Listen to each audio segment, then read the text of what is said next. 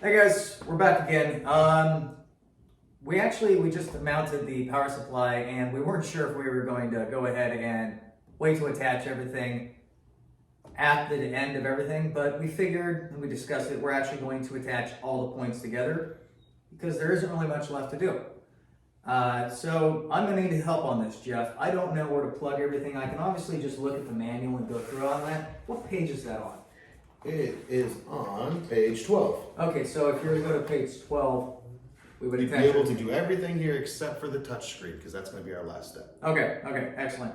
So, do I just start plugging stuff in, or is there a direction? Where do I go? Like, what's the longer cable for? Actually, can we start with the head unit? That one makes sense. Yes, that's what I was going to suggest, to start with the head unit. It's a very, very distinguishable cable. Does it have to go a certain way? No, that's fine. The head has to go a certain way in. Okay, so I'm going to hold that pieces. So if we rotate that, they clip in, they clip out. There's a little bracket in the back, which you likely see. I'm going to actually slide that in first before I clip it so I can slide it up and down. And then I'm going to press it. Oh, that's cool. So as I press it down, it actually supports it and goes in. Yep, it locks itself in place. Nice. Am I going to need like a zip tie for that, or is that going to be fine? This is going to be fine for most of your printing. Okay, so most of my printing. So if I needed a zip tie, I could probably put a zip tie around the head unit here. I've never had to. Never. All right, great. All right, so we have the head unit connected. That's pretty straightforward. This is so much easier than originally, like back in 2017, for building a printer for me. Now, what I'm going to suggest is we're going to go over to the side of the control box. Okay. And you're going to see this long bad boy coming out of here, because other than that, you have a short bad boy. Okay, the short bad boy. So we're going to pull the long one and let it just dangle. The short one is going to connect to the short one that's right on the inside of your rail. Oh, okay. So if you take that and you bring it back around behind the rail, so now it's coming out behind the rail here. See how it came out behind and underneath? Go ahead and just attach these two bad boys together. Let me come around the front so I can take a look at that and see what you're doing. Okay, yeah, no, it's a simple clip. Yep, just a simple clip, just put it together and snap. Excellent. That is now connected. It's not done though. This is the bottom connection for your filament runout sensor. Which is this right here. Yes. Okay.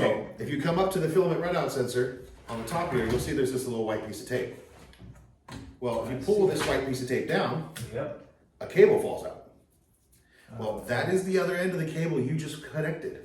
So now we're going to finish connecting it to our filament runout sensor right there. And we want to make sure that's probably, they have the down arrow so that when the spool Faces comes down, it actually faces down in the direction going down to the head unit. Just right down like that. It's very Excellent. simple. All right. You can see how it all holds together all nice and pretty. If you need some extra cable, just go ahead and pull it out of the side here. Okay. So that can be pulled out and you Yeah, can there's a whole feed slide it. there where you can feed up and down the cable, and it keeps it from Oh, coming so into it's the not way. just locked in place. No. You can actually adjust it. Mhm. Nice. All right. So the next piece we're going to take a look at Is that long cable Where that was still over here that we had left. Remember, we had the Okay. long and the short. Well, this long one, is that? it's going? very simple. On it, it says X. There is only one X motor, and that's Oh. right here. Okay, and that's why So- it's long. Yep, it literally just goes right up to this bad boy and connects in. Oh, okay. Wow, that's It's very simple, very that easy. fits well too. You gotta remember, the reason we're not tying any of this stuff down is this thing's gonna move up and down this whole gantry all the time. Okay, so you So don't we need don't to want like, anything hide it. tied, You want it nothing. freely, but it's not going to get in the way of anything Nope. else. You're gonna want it just to hang off to Alright. the side here. If you really get crazy and print a little piece that faces it out, that's up to you, but we can get into that in another video. Excellent. All right. So Now- is that all? I think we still have a plug down here, right? We still have to get the Y-axis, because sometimes that does not come set up. So back here, this motor in the back, Okay, this thing. it is connected. It is connected. Sometimes it's not, but you wanna always triple check that every motor is connected. Okay. Okay. So we got that, and let's bring Now- this back a little bit so that we can see inside here. Looks like we got two additional cables. Can I infer that this bottom one right here, which says the Z2, is for this one? Yep, because that is Z2 over there, and Z1 is over here on this side, and it has a Z1. All right, so let's both connect ours. Get that all plugged in. Oh yeah, that's nice. Very Those are simple. clip. There should be two cables left now.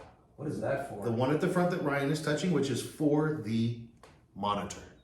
Oh, okay. So we're not going to come into this. We'll slide this off underneath it. Exactly. And we'll touch it when we That get goes to to the it. touch screen. Okay. The only other cable that is left undone at this point is our power cable. It is a 3-pronged power Where's cable. the rest of it? Oh, okay. It is yellow, Oh, nice. And there's only one way you can push it in together. Make sure that you use the slot and the key side by side. It's like right in there. There's a little nub coming up inside of it. All right. And there's a slot on the other side. You make sure that lines up, and that gives you all of your power to your braid. Nice. So and for some reason, it's in the default on position. I'm going to go ahead and turn that off. yeah, definitely. All right, everyone. Well, I think all your connections but your touchscreen are now done. Cool. All right. So in the next video, I guess we're going to probably jump over to the touchscreen and touch it. Playing around. Yeah, touch it. We're going to turn it on. All right, guys. See you in the next video. Thanks, Jeff.